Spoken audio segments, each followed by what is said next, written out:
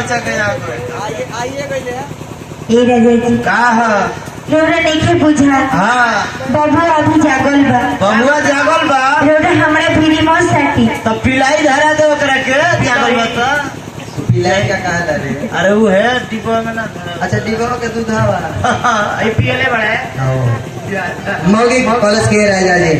अरे तेरस गजन रहुआ हमरा के पहले बानी हाँ 10 गजन पहले बानी कि हमरा कमरिया में बड़ी दर्द हो गई रहे दादा। दर्द हो गई हो बबुआ। मार्केट में बड़ी सुंदर गीत बाजल हो एक और कहो दलाला से बोले रात भर सैया हमार बड़े टेम्परेचर।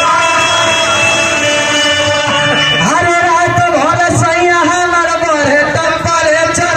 तू चलावेला फारेसर तू चलावेला फारेसर।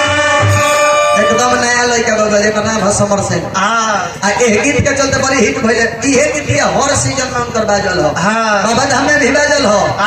इस बोल बम के सारी चाहिए सभा से बेटा। अरे बोल बम के सारी चाहिए सभा से बेटर। भले दे चला भारे सर महारा तब बबुआ मेरा रू कलश के राजा जी हरदी उर्दी घर में बा ना हरदी ना हो के अरे लाला के दुकान में देहल बा पूछे के मनसा तार कुछ जाके हमरा तने दिनों से हरदी मांग के ले आई। हरदी चुना तनी हमरा के एक में मिला के कमरिया पर साट दी हती बड़ी दर्द होता है बोलो। अरे तो पीस के हरदी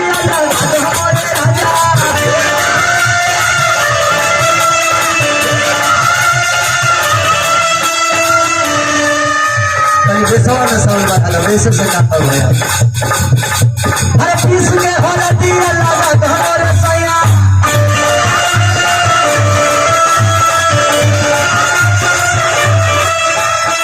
अरे पीस के हरदी लगा धर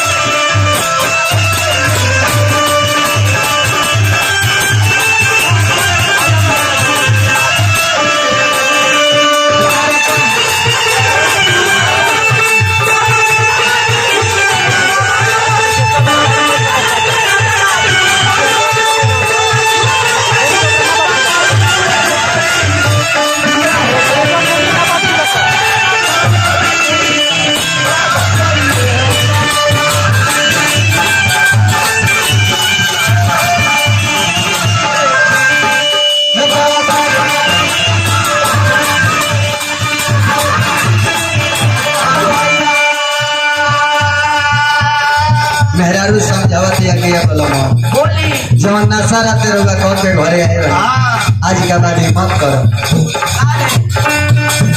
जवन नशा